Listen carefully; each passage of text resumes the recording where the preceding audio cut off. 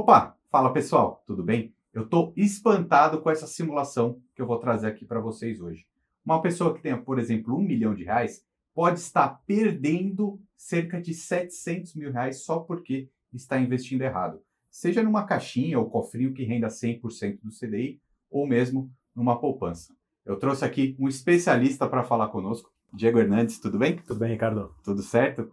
Pessoal, o Diego ele é consultor de investimentos, gestor de patrimônio e ele é especializado nesse dia a dia de conversar com as pessoas, de gerir esse dinheiro, né? E eu estava brincando aqui com ele antes de começar o vídeo, que quem não aproveita essa taxa de juros alta no Brasil hoje está ficando louco, né? Exatamente. Nós somos especialistas em fazer a gestão de grandes, médias fortunas, né?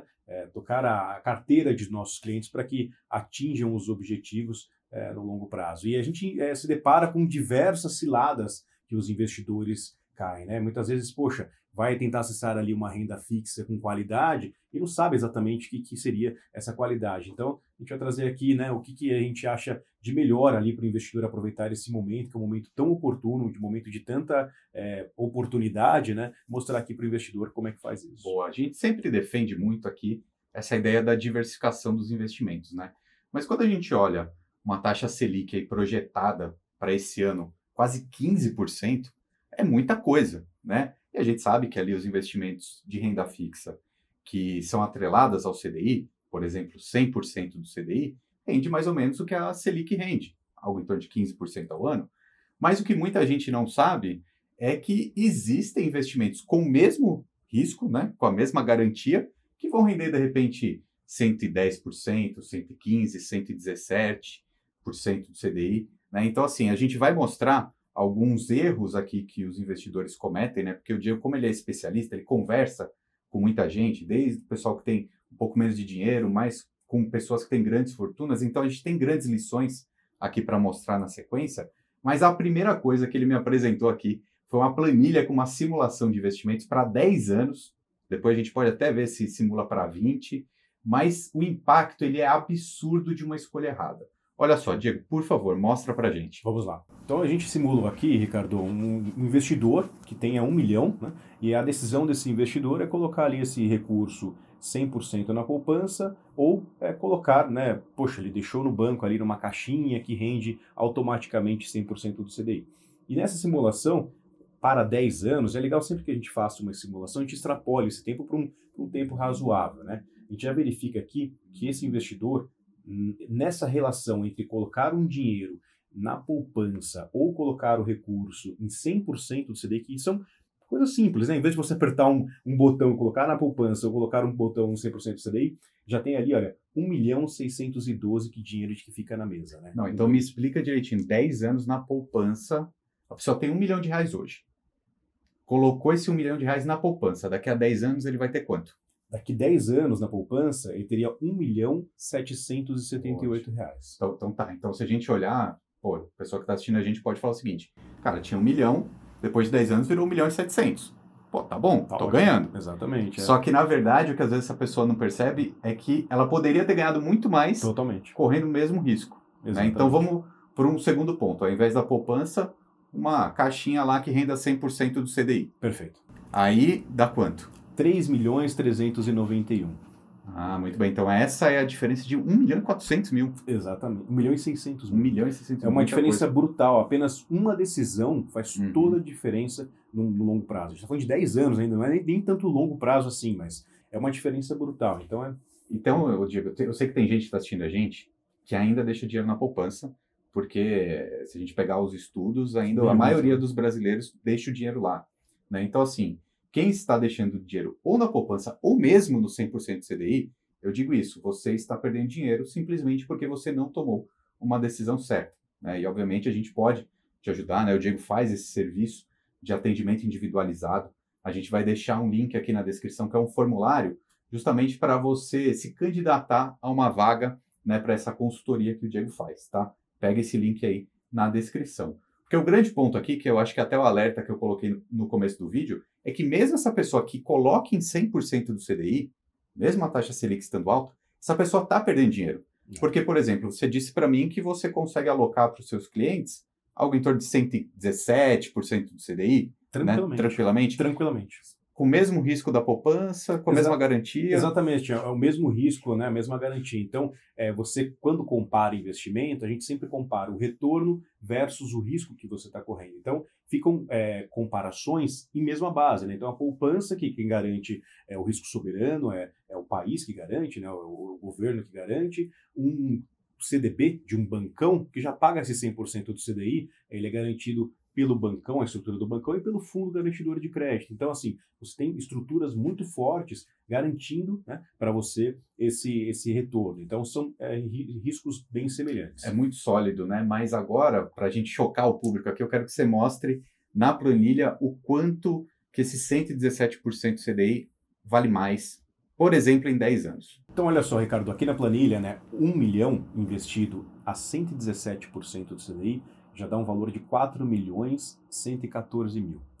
Se a gente comparar isso com a poupança, a diferença que era gritante, agora ficou brutal, né? Sim. Então, é de 4.114 para 1.778. Então, a gente está falando aqui de uma diferença, né? Um dinheiro bem investido, né? Porque a gente tinha lá a poupança, que é um dinheiro mal investido, uma caixinha, que é aquele dinheiro que ficou investido não tão ruim quanto a poupança, e agora um dinheiro bem investido, bem fundamentado, ali por um período de 10 anos, uma diferença de 2.336. E me diz uma coisa, a pessoa que já tem um investimento de 100% CDI, que é bom, não é ruim, mas que pode ser bem melhor. Qual que é a diferença entre 100% CDI e 117? Então, Ricardo, de 100 para 117% CDI, eu diria que a diferença é quase um apartamento aí, né? É uma diferença bem expressiva ainda, né? Então, o investidor tem lá 4.114 versus o 3.391. Então, é uma diferença muito grande. Então, a gente está falando de quase 723 mil reais que uma pessoa que deixou ali no 100% CDI estaria perdendo. Você tem um gráfico disso para a gente ver? Vamos lá?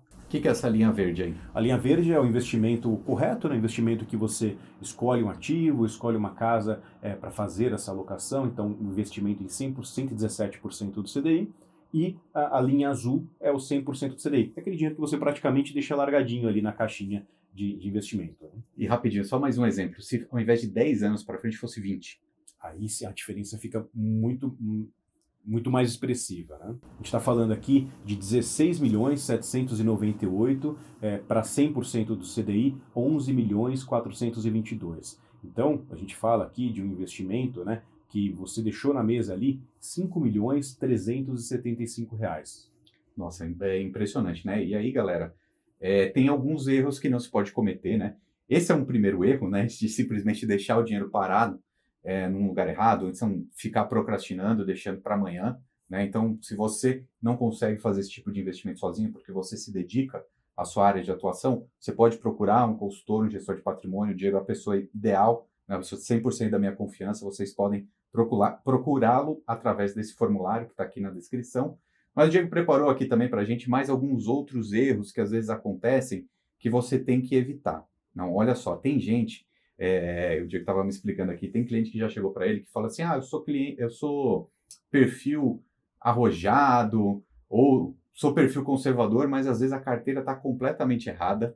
Ou então tem aquelas pessoas que acham que estão seguras, mas só tem renda fixa sem garantia. Você sabia que tem renda fixa que não é segura? O Diego vai explicar aqui para a gente. Exato. A gente, né, no mercado financeiro, a gente tende a olhar...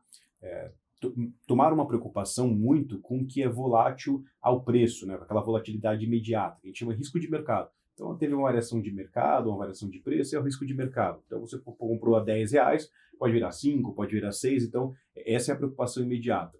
Mas, além do risco de mercado, a gente tem o risco de crédito.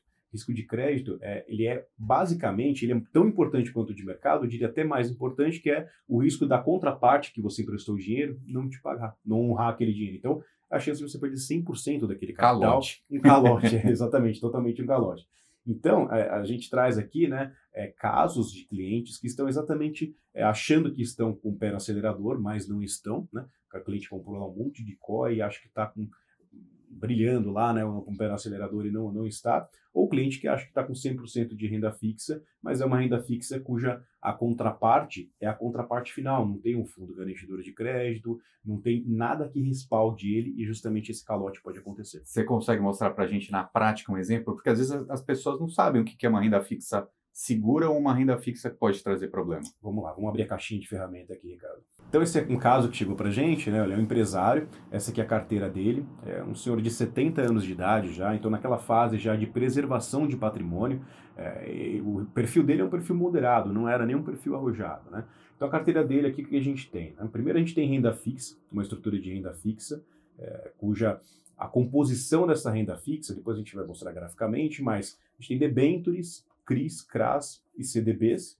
Desculpa te interromper, mas só que a gente já percebe que quase a totalidade da renda fixa dele não tem garantia do FGC. Porque debênture, pessoal, CRI, CRA, não tem garantia do FGC, que é aquela garantia de até R$ 250 mil aplicados por CPF, por instituição. Então, assim, essa parte que ele acha que está segura, a carteira dele não está. Exatamente, o conforto, a segurança da carteira dele, inclusive esse cliente, 2 debêntures que ele tem já estavam em processo de recuperação judicial. Só explicando como quando a empresa entra no processo de recuperação judicial, o caso Americanas, por exemplo, você colocou R$ 100 mil numa debênture da Americanas, entrou em recuperação judicial, aquele 100 vira zero, vira 1 centavo no dia seguinte. Então, assim, é algo extremamente complexo, né? E deixa a pessoa extremamente preocupada, porque, poxa, a chance de você receber aquele dinheiro lá é muito pequena, né?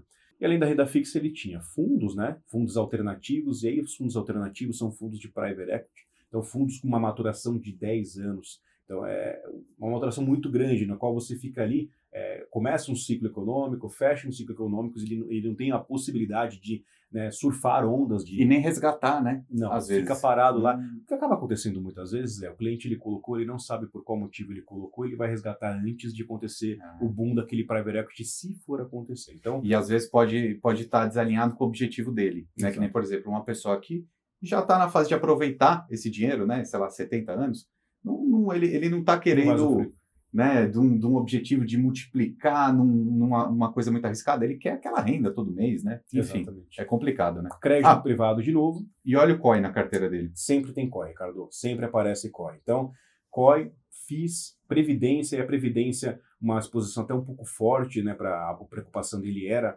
na verdade, um pedacinho ali pensando em planejamento sucessório, mas tinha até um peso maior, e ações. Então, de primeiro momento, né, a gente tem aqui uma carteira que era 50% renda variável e 50% renda fixa. Então, a macroalocação desse portfólio já é uma macroalocação na qual o cliente está exposto mais a risco do que ele necessariamente poderia, dado que ele é moderado. O FGC, como você bem disse, Ricardo, ele tem aqui só 5% de proteção do FGC. Ele não tem, né, uma proteção muito ampla. Ele tem 95% da renda fixa exposto a risco de crédito, que é o crédito privado. E na renda variável, que ele achava que tinha ali, né, uma renda variável robusta, para ele correr um pouco de risco, 54% da renda variável era uma renda de qualidade, que seriam os FIIs e as ações, nem entrando ainda no detalhe dos FIIs e das ações. E 46% da renda variável eram rendas variáveis boas para a corretora, e não necessariamente para ele, que eram os COIs e os alternativos, com comissões muito robustas. Então, é um trabalho, né, complexo da gente entender quais ativos seriam interessantes para ele nesse momento, se desfazer da melhor forma desses ativos, né? Não é chegar e realizar o ativo a qualquer momento, é entrar em contato com a corretora, achar um time certo para essa realização e reformar a carteira do cliente. Já segue aí. Então, como é que a gente fez essa mudança, né, cara? Foi um trabalho extenso, né? A carteira inicial era composta, né? Era essa composição aqui do lado esquerdo. A gente trocou, né, a carteira, então fizemos essa migração para 50% de renda fixa de boa qualidade, né? Uma renda fixa com proteção da FGC. 20% reduzimos aí a exposição dele em previdência para 20%. 14% em ações, 16% em FIIs. Então, COIs, né, os fundos de private equity, a gente foi achando ali momentos interessantes para fazer um repasse para o mercado, sair no mercado secundário e o cliente ter ali a menor perda possível e recuperar essa perda passada no futuro, né? Então, a carteira nova ficou 70-30, né, em vez de 50-50, a composição renda fixa versus renda variável, e essa alocação do FGC, a gente manteve ali um pedacinho de risco de crédito que a gente estudou a empresa, não é comprar a empresa, né? A gente estudou que a empresa tinha ali uma solidez, né, um risco de crédito bom para ele manter na carteira. Então, 35, 65 na carteira de risco de crédito versus FGC. Então, o cliente ficou ali, né, respaldado com uma renda fixa robusta, dando a segurança que a renda fixa deve dar, e na renda variável, com produtos de renda variável com volatilidade, que é o que a renda variável tem que trazer também. Não, ele até com um foco em dividendos, né? Numa fase da vida que, de repente, os dividendos é mais interessante também. Mas vale ressaltar também aqui, Diego, um outro erro bem comum que acontece, que talvez as pessoas aqui em casa estejam passando, né? Até um alerta, pessoal, principalmente quem tem o dinheiro com algum assessor de investimentos, acontece muito. O Diego me conta sempre essas histórias, que às vezes o assessor, para ganhar uma comissão a mais, acaba empurrando alguma coisinha que não é tão boa para o cliente.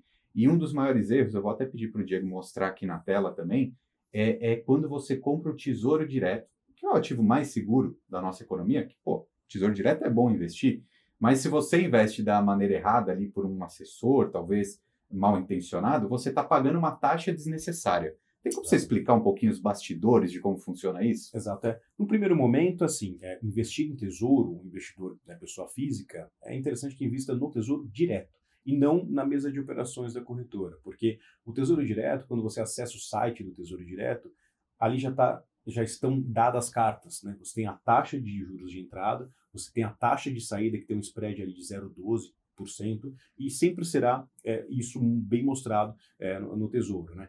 Quando você faz a compra na corretora via mesa de operações, você pode ter um spread de entrada e um spread de saída. Vou explicar o que seria esse spread de entrada e spread de saída. Então, olhando aqui, olha, uma NTNB, que é um tesouro IPCA, né, mas no mercado na mesa de operações é NTNB, agosto 60. Agosto 60 é o vencimento, né? Isso, vencimento agosto 60. O assessor ele pode oferecer uma taxa mínima de IPCA mais 6,97 ou uma taxa máxima de IPCA mais 7,29. Então veja que é um diferencial de taxa aqui de 0,33 que vai se perpetuar até agosto 60. Legal.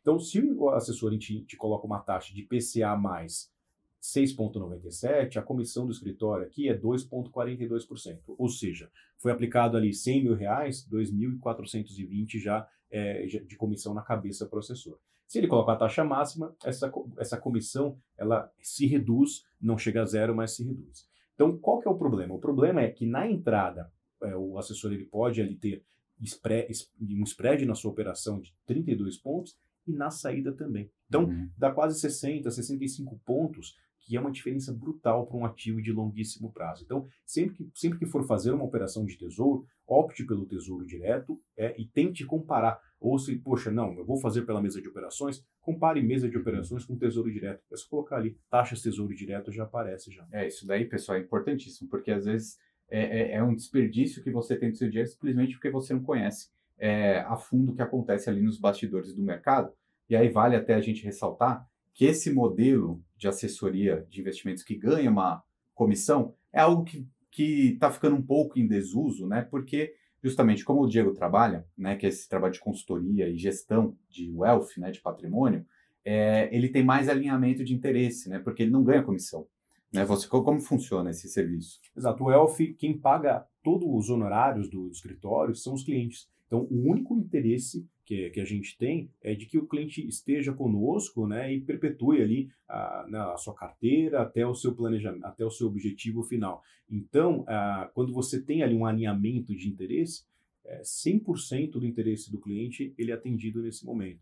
Ao passo que quando você tem uma venda de um produto, né, o assessor ele vai lá vender o produto, ele coloca lá e pode colocar um produto que seja interessante para ele via comissão ou para a corretora, e não necessariamente para o cliente. Até porque para você só ganha dinheiro se o seu cliente ganha dinheiro. Né? Você precisa que o seu cliente fique satisfeito. Totalmente. Então é um alinhamento de interesse muito puro e saudável. Né? Exatamente. Isso eu acho interessante. Então, pessoal, mais uma vez, eu vou deixar o recado aí para vocês pegarem o link da descrição, que tem um formulário que vocês preenchem ali. Depois o Diego, alguém da nossa equipe aqui, entra em contato com vocês, justamente para ver se esse perfil se encaixa para você ter esse tipo de atendimento. Né? Lembrando que o Diego tem todas as certificações para oferecer esse serviço aqui no Brasil. Né? Além disso, é formado em economia há mais de 15 anos. Enfim, é uma pessoa que eu confio muito para fazer esse trabalho. Tá bom?